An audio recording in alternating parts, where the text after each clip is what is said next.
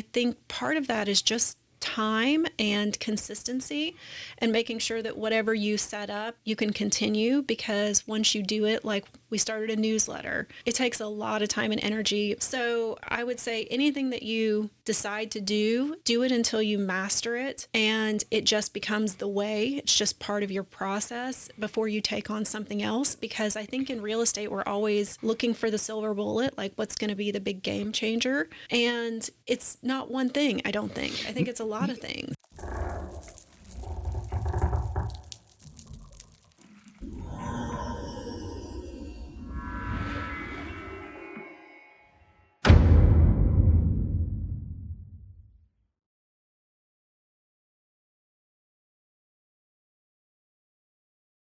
Hey, welcome back to the Real Estate Excellence Podcast. Today's guest is part of a husband and wife real estate team. She has experience in teaching and in corporate sales. They pride themselves with their integrity, honesty, and strong work ethic that they put into every client. There's nothing more than they enjoy than finding that secret spot, that perfect home for each one of their clients. She has an eye for interior design and home staging, a perfect combination for a real estate agent. Let's welcome the owner of the Team Territo, Gretchen Territo.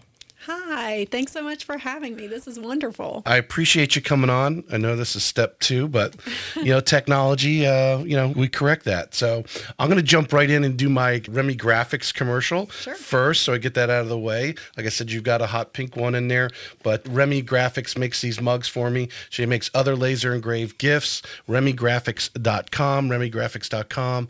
She makes one-offs. She's a real estate agent herself. She makes one-offs. So if you just want one personalized, which I think when it comes to giving away, I call these tchotchkes, actually, but these are not cheap. You go to these shows and you have all the cheap stuff and everyone just like goes and gives it to their kids or throws it away. These are things they're not going to throw away, especially if it has their name on it. So put John and Sally, welcome to St. Augustine. They're never going to throw that away. No, these are gorgeous. Right. Thank you so much. No problem. Gretchen grows up in Portsmouth, Ohio. Tell us a little bit about that, and obviously what led you to obviously meeting Matt, and what was your initial career aspirations as a young person? Yeah, I don't know what my career aspirations were as a young person, maybe ballerina or astronaut, I'm not sure. But ended up kind of taking a windy road to real estate. Started my college career at Ohio University with a degree in sociology. Went to Myrtle Beach one summer with some girlfriends to wait tables and never went home. And so ended up getting my bachelor's from University of South Carolina and then got my master's from there as well. Was in education for a number of years and then transitioned to educational sales, which was really a great fit for me because I had a little gap between my undergrad and grad work where I was working in sales.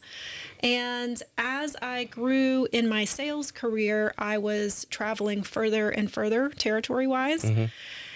And that was great. So I was east of the Mississippi, planes, trains, and automobiles. And Matt and I were investing in real estate on the side. And he's a builder by trade. So we would buy a distressed property, live in it 2 years, renovate, avoid capital gains, sell, turn it over, do it again. And we got a call that we were going to be able to adopt a baby. So we decided to make our part-time gig, our full-time hustle. Right. And Matt stepped away into real estate ahead of me when our first son was born. And 2 years later, we got a call that our birth mother was pregnant again. And I looked at Matt and said, we're selling the house. We're changing careers. I'm stepping away and I can't leave another baby and travel all the time. And so that's what we did. Tell me, like I said, it's always interesting. All agents, well, we do have some agents that are like 22, 23 years old that are doing really well, but they're an oddity. And, obviously growing up, usually the real estate agent was the spouse of maybe, like you guys. Matt was doing the real estate. You had the corporate job with the benefits. And that was generally, gave that person the comfortability because they had, the benefits being a big part of our lives. And obviously having those from corporate America makes things a little easier. But that was so, but what's always interesting to me is what you took from the previous careers, in teaching. What did you learn about yourself? And then getting into corporate sales, some of those things that you learned and you're doing that now you've taken and use in your real estate business today. Yeah, I mean, I think corporate sales provided the structure for our business, how to use a CRM, how to have consistent marketing and emailing, and what it takes to foster and build relationships and kind of manage those relationships long term. So, definitely took those pieces away, but quite frankly, it was so much harder than I anticipated. I was pretty well respected in the educational sales field. I mean, I did it 20 years. So, I knew most of the competitors, I knew the products, I knew the reps, I knew the managers. And quite frankly, I knew the district administration too, superintendents, assistant superintendents. And so, coming with that level of experience and success into real estate, I thought that I was going to be able to just jump into real estate and make it fly. And Right. I ate some humble pie on that front. 6 months later, I was like, what have I done? Right. We have two small babies, 2 under 2, and we've only sold one house in 6 months. Like, what is happening here? Because I just felt there was going to be more of a translation from my past success into real estate. But people are like, this is my largest financial investment. This is where I make my memories. And I'm not handing it over to somebody who sold one house. Well, I mean, you've experienced the market changing. I mean, you get into real estate in 2018 time period. Obviously, what we've seen here in the last 3 or 4 years, of the winds blowing in real estate as the market's changed and so forth. Matt got started. You had mentioned that to me previously that, you felt it was the time he was doing well enough that you could make that leap and be at home with the kids and so forth. In 2018, did you have a change of winds in the market, or things just didn't continue as you guys had thought it would? Well, that's an interesting or predicted question. It would be. I think part of the reason that Matt had so much initial success is we had our home for sale. And he was pretty much running open houses there 2 to 3 times a week. And our house at the time was waterfront home. It was a stretch for us financially, but it was a beautiful waterfront home. So he's getting all of these $1 million waterfront home buyers coming through the door and was able to convert a lot of those. And while I was on the road, I was managing a lot of his back end stuff. So, he didn't know how to use a CRM, for example. Right. So I'm setting up the searches. And so I'm in a hotel room at night, and I'm setting up his searches and, sending emails on his behalf and setting up automations and things like that. And then we sold that house and bought a less expensive house so that we could put some money in savings to step away, and we didn't have $1 million buyers walking through the door anymore. Interesting. So that was, again, more of a learning curve, because I just kind of assumed that was going to continue, that there was enough of a base there, but it took a little while. Well, let's talk about the humble pie part, because I think it's important, for those that are listening. Like I said, you're in a large office down there at St. Augustine Atlantic Partners. We know 47% of the agents nationally did not even do a transaction in 23. Be interesting to see what those numbers come out here, with it being even technically slower nationally as far as real estate transactions in 24. But in relating to some of those, those agents that you see when you go in the office that are, just getting started, or some of them are 2 or 3 years in the business and they're trudging through. Hopefully they've got a spouse that's maybe, doing most of the support, hoping that something will kick in. But I imagine a lot of them come to you and, ask you some of the questions. What are some of the questions that you're getting right now? And then, what's the advice that you give? I mean, I think in terms of being more market driven than more consistent from a sales pipeline, I think the questions are, how do you do that? And I think part of that is just time and consistency, and making sure that whatever you set up, you can continue, because once you do it, like we started a newsletter, it takes a lot of time and energy. Mikkel manages our newsletter, our amazing EA. She manages her newsletter, and my Aunt Barb, I have to give her a little plug too. she helps with that. But, we started this newsletter, and you can't do a newsletter for 6 months and stop doing a newsletter, because people might not read it in your inbox, but when they don't see it, they're going to think something's wrong with your business. So I would say anything that you decide to do, do it until you master it, and it just becomes the way. It's just part of your process before you take on something else. Because I think in real estate, we're always looking for the silver bullet, like what's going to be the big game changer. And it's not one thing, I don't think. I think it's a lot of things. That's a solid advice there. I'm going to give the evaluate this. Matt likes to fish. Mm-hmm. He does. And, there's a lot of days you go out to fish, you don't catch anything. Mm-hmm. Hopefully you have more days that's probably why you keep doing this, because hopefully you catch more on days than you don't catch anything. Mm-hmm. But that's the chance you have. Right. That's the risk you take, is go out to spend whatever amount of hours, and you might not catch anything. Mm-hmm. But that newsletter is going out, and it's like you said, they may see it and not read it. Mm-hmm. But when they're ready to make a real estate transaction, or maybe they were just at a barbecue with a friend, and they're like, that newsletter pops up and reminds them, Gretchen and Matt are in real estate. Yep. And refer you. Mm-hmm. But the reality is, 99% of the time, they may never read it. Mm-hmm. It's only that 1% of the time when they're ready to do something, or maybe want to advise a friend and send a referral, that they might open that newsletter. It's exactly that. And I tell new agents too, whatever your value add is, go with it. I just did a training at our office recently, and we were talking about value propositions. And as you know, we've got a pretty large staging operation. And so I think some of the agents were feeling a little defeated, like, I don't have the money to stage a whole house and not charge sellers for that.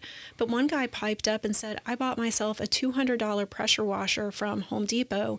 And he said, I pressure wash the sidewalk as you walk up to the house, the driveway, and the front of the house for every one of my sellers. And then he posts these great videos of him out there, in the Florida heat, pressure washing these stoops. What's the thing you're going to do in the Florida heat? Might as well pressure wash. Mowing the lawn sucks. Well, that's true. It could be worse. He could have bought a lawnmower. That's right. But yeah, and so that's his value add. And the leverage that he gets from doing that, and people seeing his real estate agent really not be just a sign sticker, which I think is unfortunately some of the stigma associated with our business. Yeah.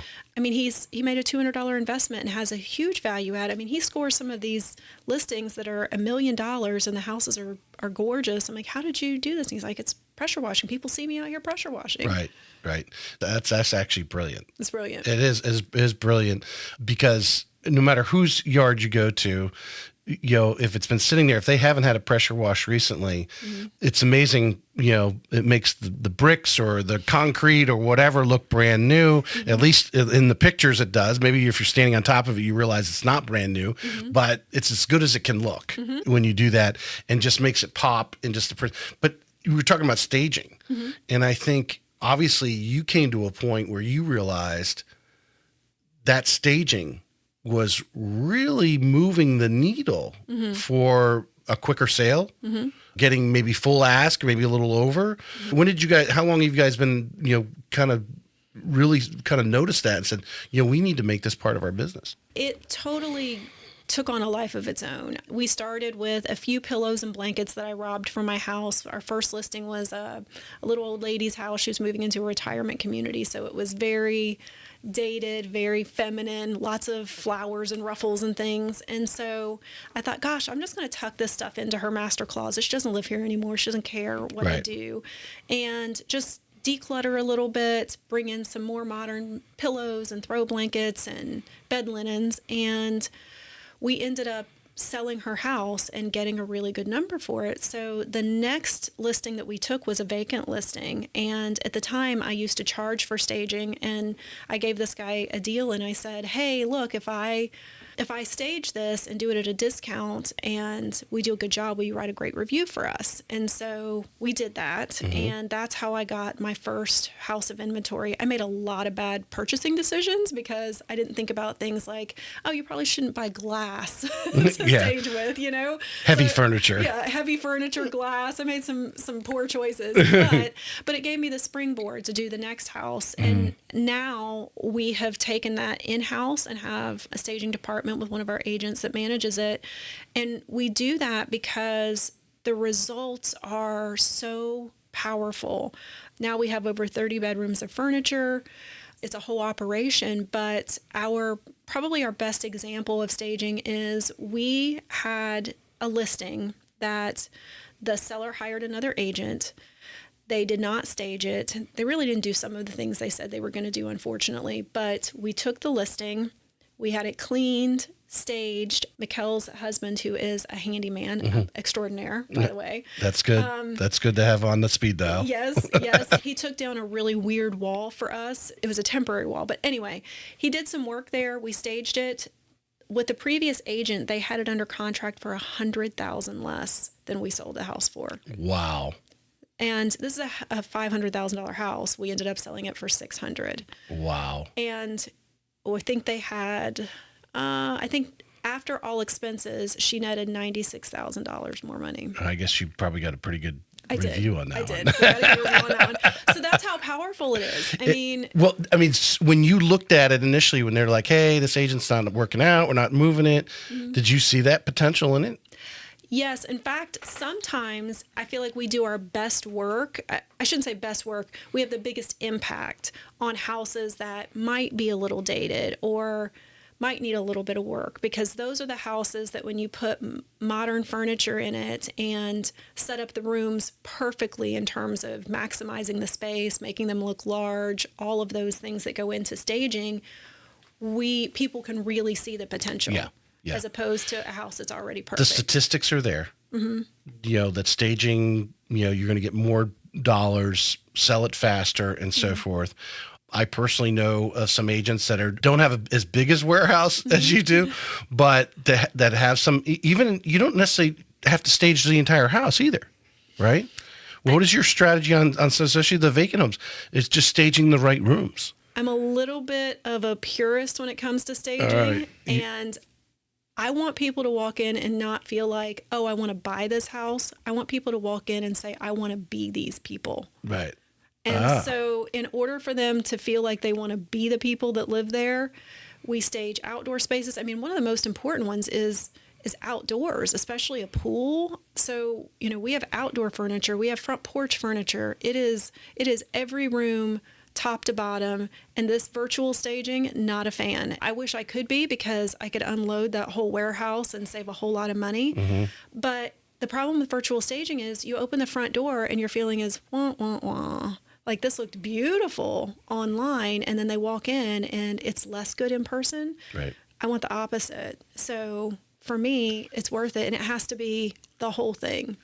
When you go into a listing appointment, now how long have you been doing the staging? That was kind of it started from our very first listing. Oh, so you've been doing it pretty much. Yes, a long time. Yeah. Okay. We went from a small warehouse or a small storage unit to a bigger storage unit to two big storage units to ultimately the warehouse. And then just to have that attitude that you just said, like you like to go in and when the buyer walks in, that I want to be like these people. I want to live in this house the way, I imagine obviously if they have that attitude, they're already asking you, can they buy the furniture? Yes. Right. Yes. I think so. But the passion you have. So now with that success that you've had, when you go in to a listing appointment now and you tell them, hey, my commission is going to be this much because you've made this part of your package. You're not charging above and beyond. Where I'm seeing a lot of agents discounting their listing that 0.5%, even 1% lower than what you're probably getting, because you're showing that value, but it isn't costing you 1% necessarily, because obviously you're using the furniture in multiple houses, the expenses being spread out over time and so forth. But for you, the expense of having it moved over there, have someone help set it up and all that kind of thing is very minor, but you're making more money in the long run, even with you paying for the staging, which is yours, in that, versus a lot of these agents are discounting, and then they're discounting, and then their house is sitting there, and they are getting negotiated off the price and so forth. So they're losing out because they're not staging. Now, they don't necessarily have to stage. I think you would agree. I mean, you're doing it on a level, but staging a home or partly staging the proper rooms the statistics are there that you're going to get more. So for me, it's really about playing the long game, because I would say with the cost of the staging operation, There are definitely agents that are holding more profit on their sales than we are. We spend a lot of money for staging. We spend a lot of money for marketing. But for me, it's all about the long game. So if that seller has an experience where they are a raving fan of Team Territo, they're going to tell their friends, they're going to tell their neighbors, they're going to show their neighbors and their friends and family their listing and all of the things that we invest in related to a listing. So the twilight photos, the drone photos, the Zillow 3D tours, the virtual walkthroughs, like all of it. We do all of it for every listing, whether it's a $200,000 listing or a $2 million listing. They get the same level of service from us because, that person that has the $200,000 listing, it might be their first home. If I'm their real estate agent for life, whatever I've invested in that is well worth it. We have one customer now that's been connected to 21 transactions since I've been in the business, which is 6 years. That's for a lot of good agents. That's an entire year. Wow. Just from them. Well, I was trying to simplify it or dull it down a little bit just for that agent who might be listening. They may not be at your level, what you're doing in production wise and so forth, that how to get started.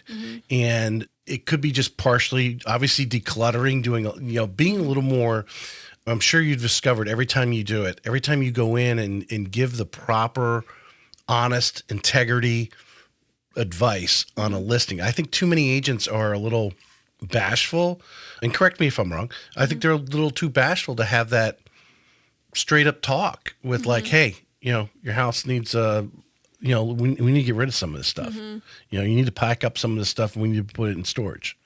How have you, progressed in that discussion? Or were you and Matt just like, were you just that kind of people right from the beginning and it's just taken off for you? I mean, I think we kind of were those kind of people from the beginning because we were already doing it for ourselves. So we were real estate investors. So you had confidence in... Yeah. And so we knew that every house we lived in was a product.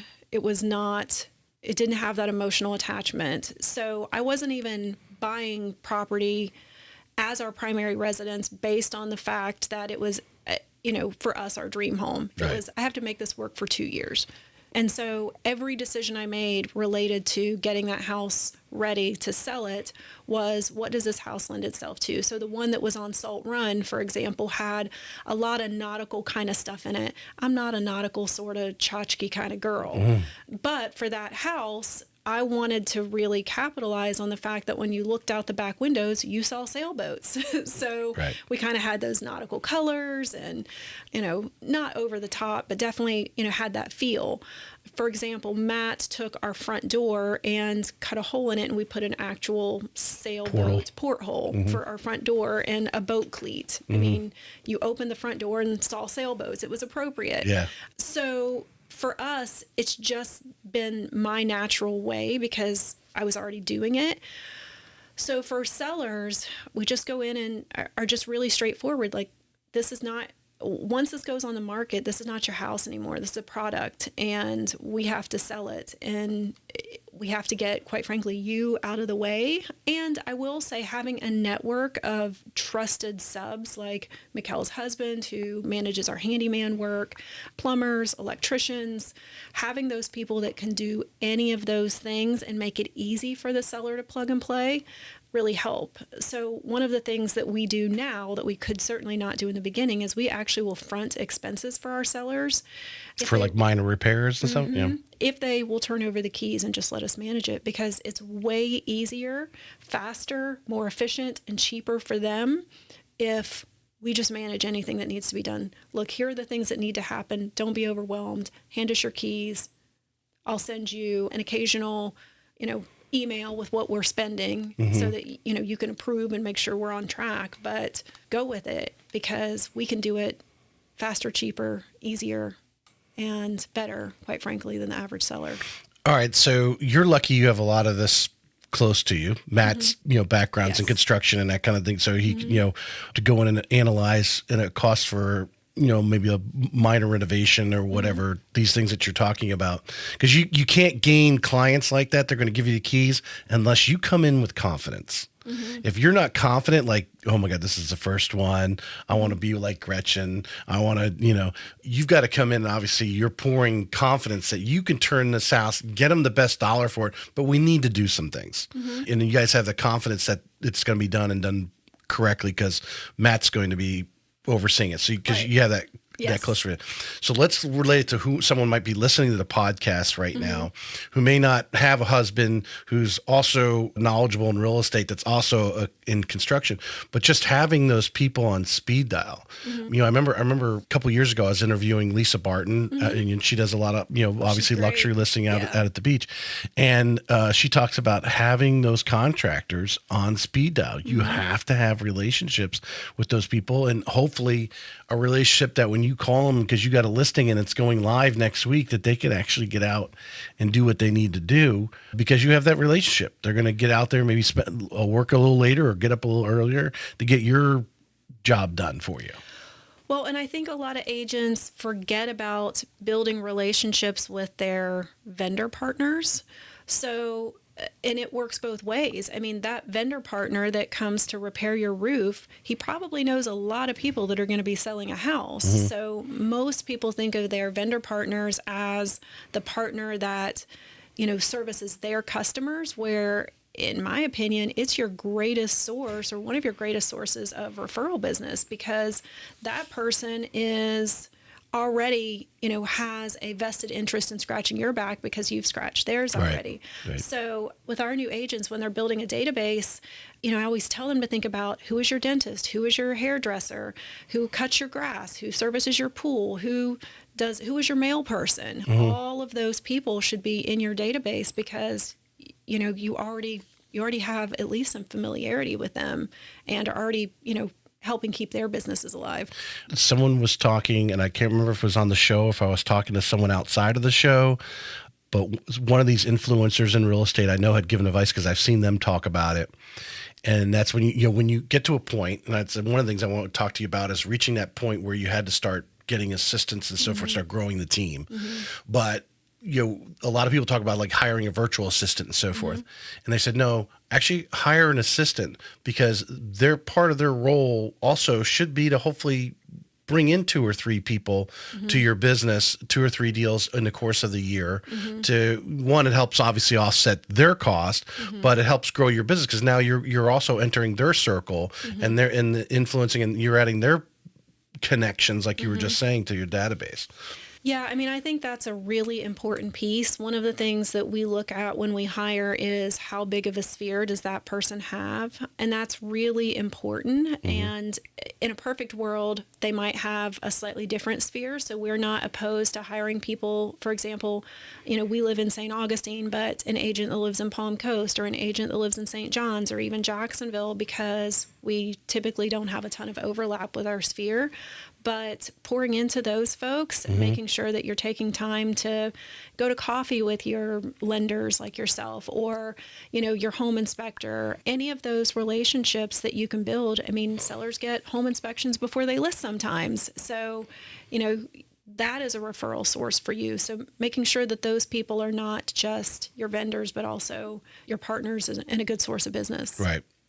Let's talk about the CRM a little bit here in our second take, because we talked about it a little bit at first. But, we talked about the consistency and so forth. You mentioned a newsletter, even when in bringing in the other spheres into this CRM. What are some things that you guys are having that are on basically auto on your CRM that's going out to your spheres on a regular weekly? How often? Well, get in. Do you like to send stuff weekly or monthly? How often do you have that working? So we do 2 newsletters a month. That's pretty consistent, or I should say is consistent. So one is a community-focused newsletter. So we have a recipe of the month that's healthy, because a lot of our clientele is really into kind of healthy living and lifestyle, in our amazing, waterfront sort of environment. So one of those, it has community events, a local business spotlight, which gives us the opportunity to focus on one of those vendor partners, for example. And then our other newsletter is market focused. So real estate specific, but in both newsletters, we're cross promoting our listings. So sellers like that because our newsletter has a subscribership of around 7,000. So oh, wow. It's pretty big, and local businesses like it, and the sellers like it too because they're getting their listings shown. But we do that consistently, and then we also have some automation in our CRM that is tag driven. So if they're a buyer and they're in the warm category on nurture, then they get an email a couple times a month in addition to what we have going out that's two-way personalized communication. But the customer doesn't necessarily, or the prospect doesn't realize that that's a drip, that it's not a from scratch email that's going out. Mm-hmm. So it's an important piece. All right. You haven't had 7,000 clients in 6 years, mm-hmm. or even if we had Matt's, hopefully you have 7,000 clients when you guys decide to retire, but 7,000 is a large number. So you must be adding people in mm-hmm. that are not necessarily, you're adding your friends and family in there. Mm-hmm. I can only imagine, right? Yep. What is your attitude towards adding? And I asked this question because it makes me think of, I'm trying to remember her name, but she spoke at the RE Bar Camp a couple of years ago, and she was talking about how she likes to add 8 people to her CRM every day. Wow. Yeah. Marky Lemons. Yes, Marky Lemons. That's her goal. So to get the 7,000, mm-hmm. you guys had to really focus on and retaining and making sure those names are getting in there. Whether, because I imagine some of these people are just, whether they're neighbors or whatever, they're not, coming through on one of your open house QR code type mm-hmm. things. You're adding them in there manually, consciously mm-hmm. on a regular basis. Yes. So during COVID, we did spend a good bit of money on internet leads. And the good thing about an internet lead is as soon as they click through, there's a little checkbox that says they agree to receive email communication from us. Mm-hmm. So during that time, we were able to kind of build a good bulk of that. But then additionally, all the agents that come into the team that stay with the team, their database goes in. So Mikkel's database is in, our other 2 agents, their database is in, our new real estate concierge, her database is getting built and going to come in, and they get tagged to her. So we always know who that person belongs to. But, if people are coming in with, in a perfect world, a minimum of 100, that database can grow pretty quickly, and then the newsletter gets shared too. So through all of the shares and then those folks registering to get it, it kind of takes an organic life of its own, which is great. Yeah, because I imagine someone listening of, 7,000, I can never get to 7,000, but you're consciously retaining. I think the average, and again, whether it's a loan officer or a real estate agent, we're not disciplined enough. But if you discipline yourself, like Marky Lemons is, to focus on, adding 8 every day. I'm sure there's days she only adds 3, uh-huh. but I'm sure there's other days where she goes to an event and she adds 12. Mm-hmm. And she's adding these people consistently to her database. She does other things, like has a lot of trainings and so forth. She's a lot of teaching for NAR and things like that. So she's doing stuff beyond her real estate business that are really, actually, I think her son's probably the bulk of that right now, her small real estate team. But it makes me think of, it's probably been a couple of years now, but Dwayne Johnson, The Rock, mm-hmm. he decided to get into tequila, put his name on it, right? They created this tequila for him, put his name on it. They knew that he would sell so many, hundreds of thousands of cases of this mm-hmm. tequila because he has, huge Instagram following, mm-hmm. YouTube, whatever it may be. And that's what you're doing as a real estate agent. You're creating a following mm-hmm. with 7,000 and growing people in there. Every email that goes out, someone in there is doing something with real estate. Mm-hmm. And 7,000 people, mm-hmm. right? I forget what the statistic is. It's actually there's many people actually in 7,000 that are doing something with their real estate, buying, sure. selling, all the type of. So you're constantly touching. Now, is everyone going to read the email? I mean, we kind of talked about that before, but that's really not the point. Mm-hmm. As long as they're seeing the email and when they're ready, that's hopefully when they open it. Well, I feel like it at least gives us a chance, mm-hmm. right? So if they never get communication from us, we might not be on the radar. But if they get communication from us twice a month, if their next door neighbor, their best friend's a real estate agent, we might not get their business. But if that person doesn't sell their house and they decide to try somebody else, we might be their second or third choice. So mm-hmm. I feel like even if we don't get the bulk of the business, or they may say, I really love my my girlfriend, I'm going to use her for real estate, but when my neighbor wants to sell, I think they should really think about using so-and-so because they've got great marketing. What do you think, it brings up an interesting subject to kind of take a little turn here. People feel there's going to be a huge fallout. I mean, we don't know until the renewal, as the end of the year comes, especially in the mortgage world, it's the calendar year. You're renewing your license or not. So some people may be out, but are you starting to see, because even some semi-experienced agents that were doing well in 2021, 22, they're kind of fading out and they're getting out of the business. Yeah, I mean, I think time will tell. Which goes to the newsletter, because you never know when the neighbor is not doing the business anymore. That's what I'm getting at. Yeah, absolutely. And we send our newsletter to real estate agents too. And that was one of the things that in the beginning I had to really think about, what is my purpose with this? And for me, the purpose was really, bottom line, to love on the people who love on us, especially like those business partners. And the recipe comes from a local business owner that has a health coaching business. So she's getting exposure, community events. So those organizations and businesses and concerts and places that we love are getting some of those secret spots. They're getting some love. But then additionally, we're cross promoting those listings. So for me, I'm helping my seller by showing their listings every couple weeks in this newsletter. So for me, I thought it doesn't make sense for me to exclude those agents. And now, to your point, some of those folks are stepping away, and we might be the person they recommend because they know that we do this and we do it consistently. And it's a really good service. So, yeah, I mean, I think anybody who wants to get our newsletter, let's bring it. Sign up and let us send it to you. Because I know we covered it in take one. Take two, let's talk about it, because I think it's important. The love on events that you do. Tell us about those. So we made a decision, actually kind of post-COVID, after we had all of those internet leads that were sort of stockpiling in our database, of what kind of business we wanted to run. So we tracked every transaction we did in 2021, I think.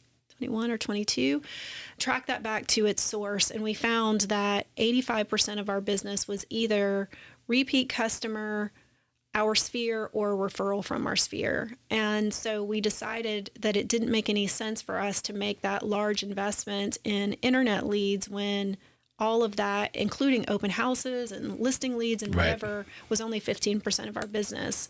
So we decided instead to double down on our sphere. So we run quarterly pop buys for our customers, where we just take them a little gift, and we try to make it a little different portion of our customer base. We can't do it for every customer every quarter. It's just too much. But like right now, we're doing Christmas ornaments to all of our buyers with a picture of their house. Sorry, spoiler alert. We haven't gotten those yet, so those are coming. But those are coming out for December. We have another one already planned for Q1. So we take a little gift to each of our followers, customers, cheerleaders, advocates. But then we also do quarterly events, which sometimes are different every year. Some things we rotate around, some things are consistent. But our biggest event is we take all of our friends, we call them friends of Team Territo, to Sykes Family Farm. And we have the barn, we have hot dogs and hamburgers and face painting, and the kids run around the farm and, get on the rides and play with the animals and all of that stuff. Right. And we have a big raffle, which Mikkel coordinates with a lot of our local business partners to, give them fishing rods and a spa basket and a, I don't know what other baskets we have, but Pamper Me basket. Right, so a bunch of these. And we spend our money there instead of paying for internet leads that don't have any loyalty to us as a team to start with. So we'd rather love on the people who love on us, and it's easier. Yeah. I mean, I think in sales in general, you've been in sales for 2 decades, and I can't remember when I haven't been in sales. I think we're in sales since the day we're born. We are. But when you, like you said, you track that information, and 85%, that's it's not, hey, it's 50, 60%, 85% of your business is coming from those people that are getting the free newsletter, right? That doesn't, you're paying for the CRM, and your girls are probably that newsletter together for you and that sort of thing. So there's a cost to it, but the amount of people you're actually hopefully touching breaks it down to just a couple cents, per newsletter it's going out. The cookout, you're going face to face with your people versus the Zillow. Hey, I'm going to give Zillow a bunch of money. Let's see what comes back. And I don't know these people, but to have that number, it says a lot about your business. I think to say 85% of your business and the numbers that you're putting up, 85% of your business is coming from the, I would say non-arm's length, to use a mortgage term, non-arm's length transaction, situate these people that are close to you, that are within arm's length. Well, yeah, and it's the kind of business that we want. There's a warm intro. They are friendly. They're excited to hear from me where, you call an internet lead, they might hang up on you. They might say, I didn't sign up for this. Why are you calling me? And so much time invested in those phone calls where, Mikkel's been running a number of our events for a few years now, and it's kind of on autopilot. The template for the invite's already created. The sponsors for the raffle baskets are already there. We know what the menu is going to be. We have the tablecloths and all of that, which gets stored in the big warehouse. So we have those pieces, and yes, each one needs customized a little bit, but it's much easier for us because it's just part of our practice. Right. I want to dabble into this because I've seen recently some agents try to start their own staging business. Now, it's because they're staging their own places like you are.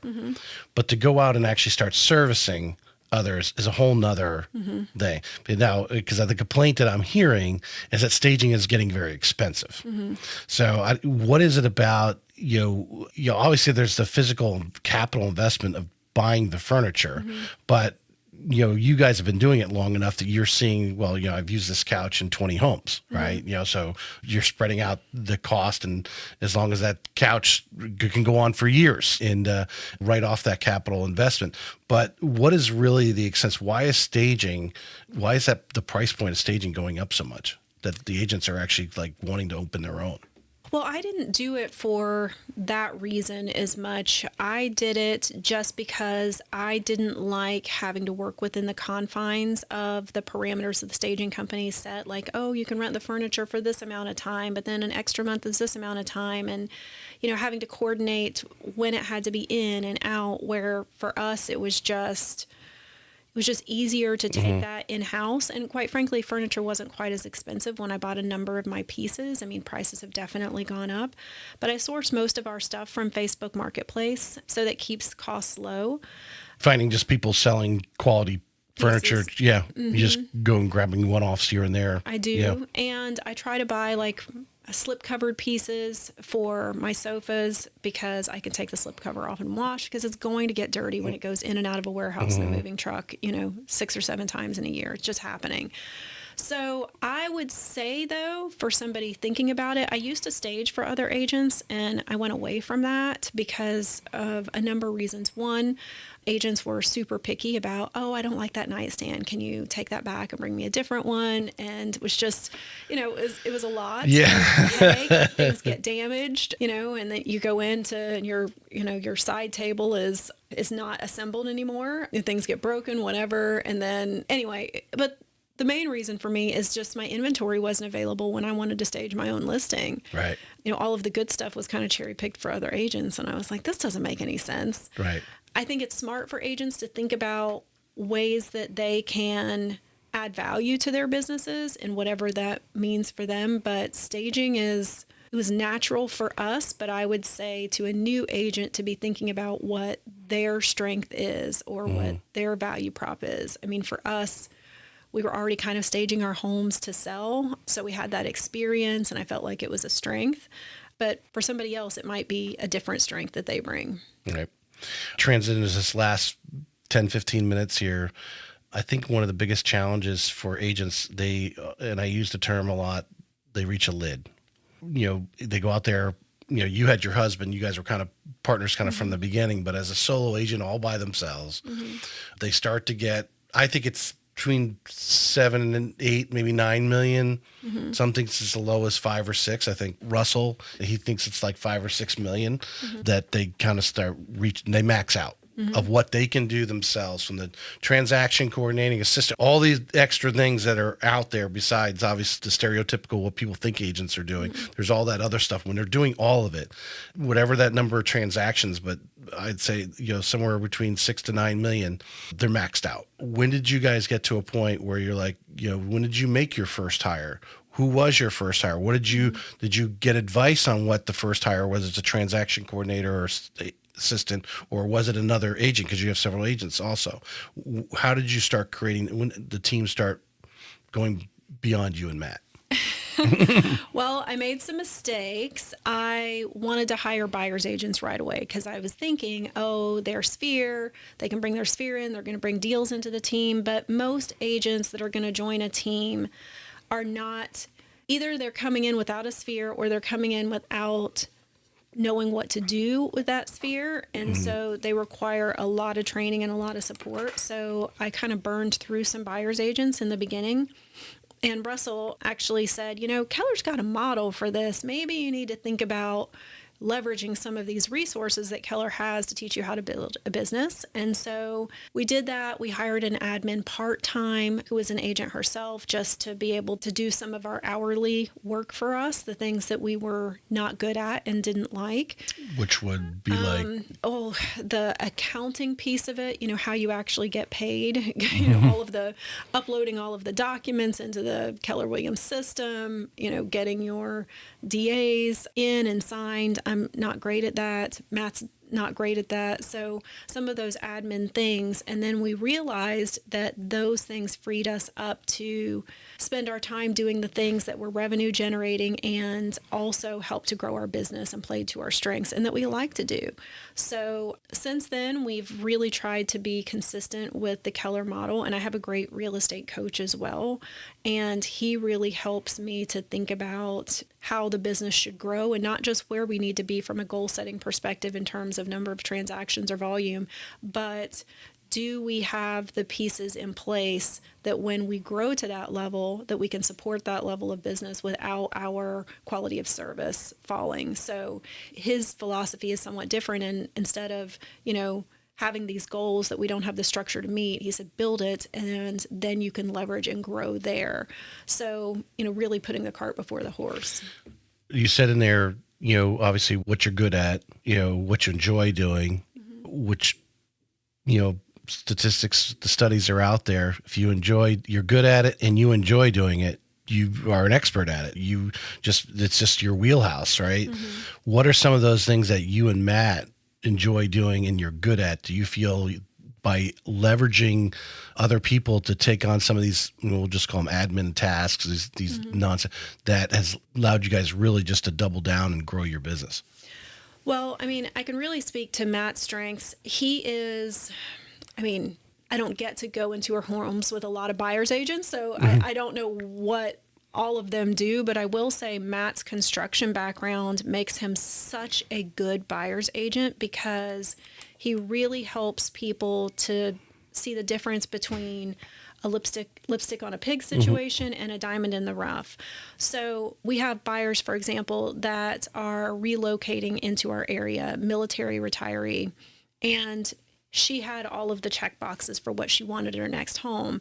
But Matt said, underneath all of it, I'm concerned that when she gets here, she may not love this neighborhood long-term forever. Because she kept saying forever home, forever home, forever home. You have people in their 20s telling us that it's a forever home. Forever home. Yeah. And he said, but she's just had a career where she's moved 17 times. This is, in her mind, it's not a big deal to her. Her last house, right? Yeah. So he said, instead of having all of this pressure to get it perfect, one of his requirements for her was that she close with good equity. So that if she doesn't love it, he has set her up so that she can move to what might be for her forever home when she knows the area better, she knows the neighborhoods better, that she can be in that dream home and have a good wealth building kind of equity piece that's built into it. So I would say, to answer your question, it's having that builder mindset from Matt, that he can really support those buyers in. Well, he's obviously relating to them in some way, shape, or the way he's communicating that to them, because I think some people might have that eye, but obviously it goes back to that confidence thing, right? To walk in, as we were talking earlier, with your sellers and the confidence, say, we're going to stage this, give us the keys, we'll take care of it, and you'll be happy. You get those because you're confident. He obviously is confident in his translation to them of what the underlying value in buying an existing home, say, versus, because I know you've probably, if you do enough transactions in Northeast Florida, we all have listings in neighborhoods that they're still building. And that listing is just sitting there because the builder's giving away everything right now to get business. And you're competing against that because somebody moved into a neighborhood that they found out they don't really like it. They don't like their neighbors. And then it's tough right now because it's not like in 2020 where I think we had a lot of internal moving, from one neighborhood to another because the interest rates were 3%. It's like, I'm paying 3%. I'll go over here and pay 3%. No big deal. Now you're paying 3% and you're going to go buy a new home and you're going to pay 6.5%, 7%. Yep. Whoa, hold on a second. I don't want to do that move. Yeah. Whole different story. Yeah. Yeah. So just having those conversations and being transparent about what that looks like and really understanding what their next move is. I think you and I talked about that a little bit earlier, but understanding not just your wish list. I mean, everybody's really quick to tell you, oh, I need a fenced yard or I need, 4 bedrooms or whatever, but really thinking about what their long-term goals are, both from where they're going to live perspective, but also their financial picture and their thinking about real estate as an investment in addition to just a place that they make their memories.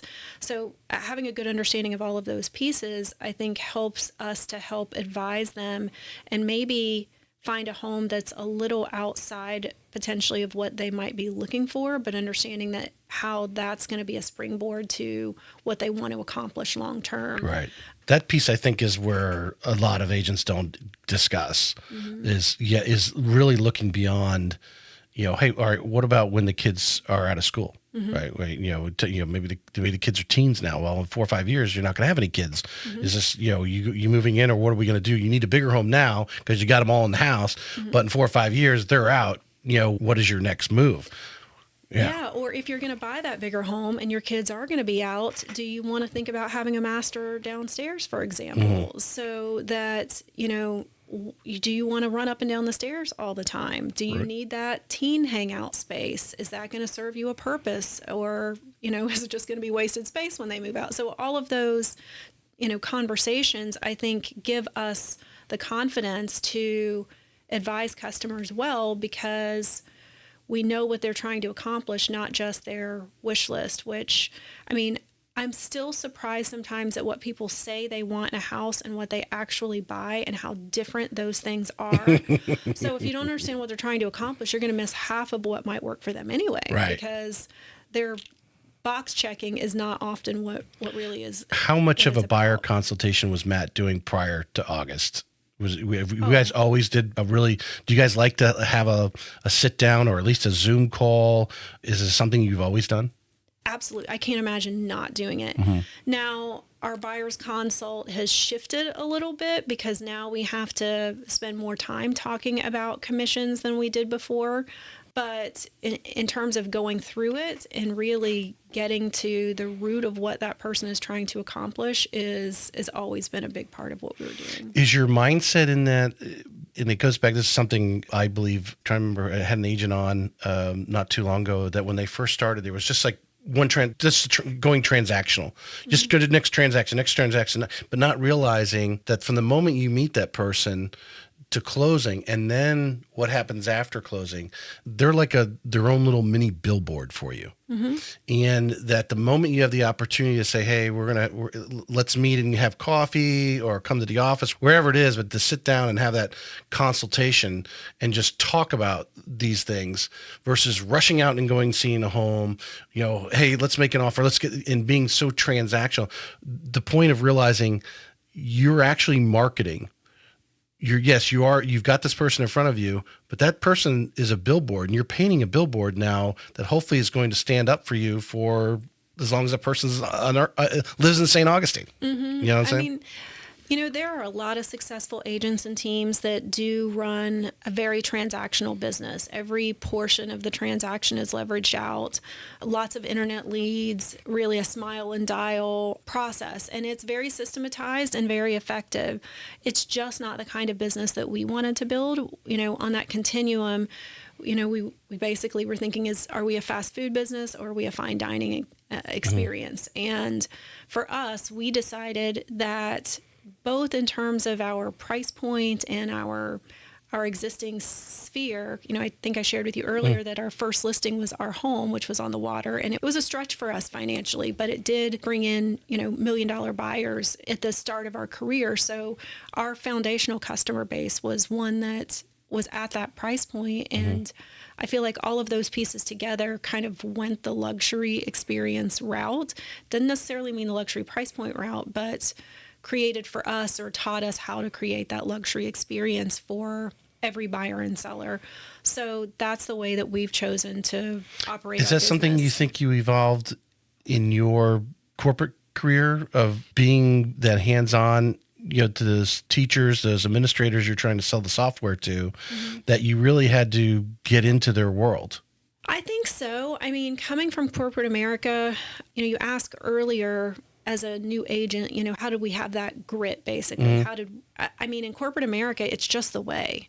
You have to make X number of calls. You have to set X number of appointments. You have sales goals that you're accountable to really clearly, and, lots of conversations about performance related to that. So for me, it was just always the way. And then in educational software sales, lots of sales training in corporate America additionally, but then you had to have a consultative approach because you had to understand, for example, kids' test scores, district-wide, how their Title I schools or low-performing schools were doing, all of those different segments of their student population and how they wanted to see success there to figure out, with the software, for example, where it needed to go. Is it for every student? Is it for second language learners? Is it for, students that needed reading intervention? So, there was just a consultation was a huge part of it. Because every county, and I imagine every, within the state, all have a different need in that area because there's different teachers. So they might be strong in whatever aspect over here, but weak in others, and vice versa in the next county over, because it's just the way their teachers are, just their ideology or whatever that's in that region. Sure. You go to another state and they have a whole different problem. But you have the same software you're selling them. Right. So you got to find out what they're need. What they're trying to do and where to put it, or maybe you start with a small population of students, you test it out, you see how it goes 1 year, and then switch the next year. So that whole process was just the way that I was trained to sell.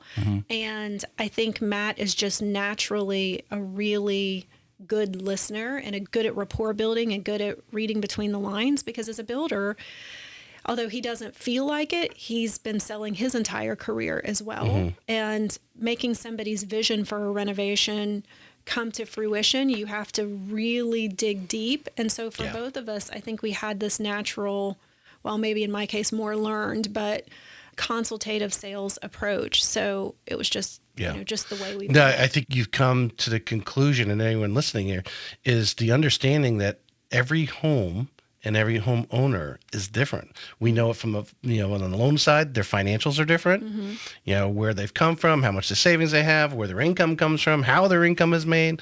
It's different in every transaction. Where obviously in your corporate sales, you might have been dealing with a school district or a state.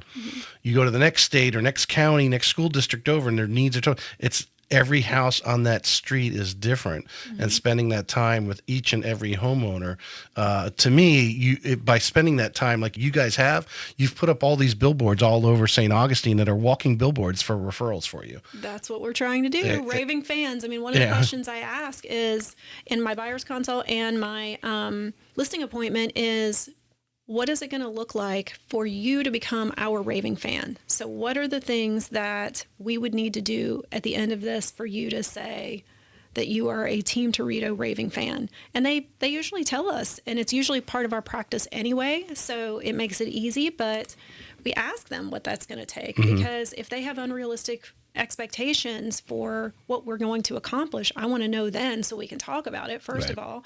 And if it's something different that's easy for us to implement, we're going to try to make it happen. So either way, it's a good conversation starter for us. All right. I'm going to finish with this last question. Uh-oh. This is our opportunity to give her elevator speech or whatever. Imagine you go to socials, maybe you're at the Chamber of Commerce or something like that.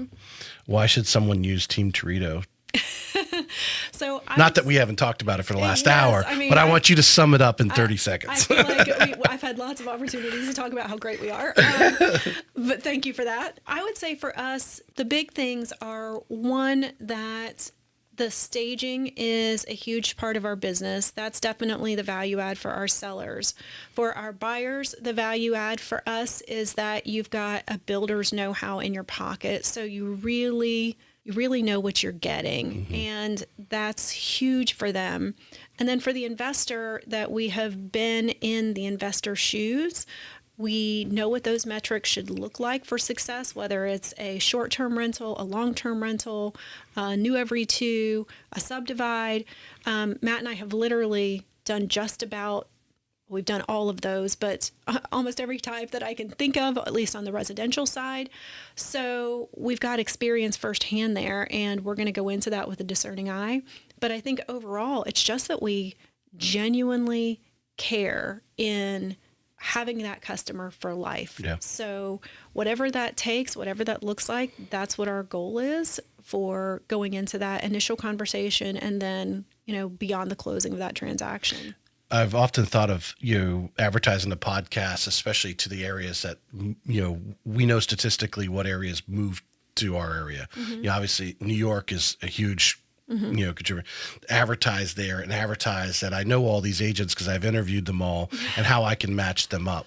And listening to you guys and agents that are listening right now, you and Matt have expanded your vision of real estate from a 30,000 plus foot level because, one, he just, happened to be in the construction business. I mean, if someone wasn't in the construction business, you can't really change that. That's obviously an ad that he personally brings in. But the fact that you've dabbled yourselves in this mindset you had in the beginning, like, hey, I'm going to live in the house for 2 years and then we're going to sell it. And, you were building yourself up from a wealth standpoint, having that kind of mentality, attitude towards that. But like you said, so many agents don't have their own investment properties.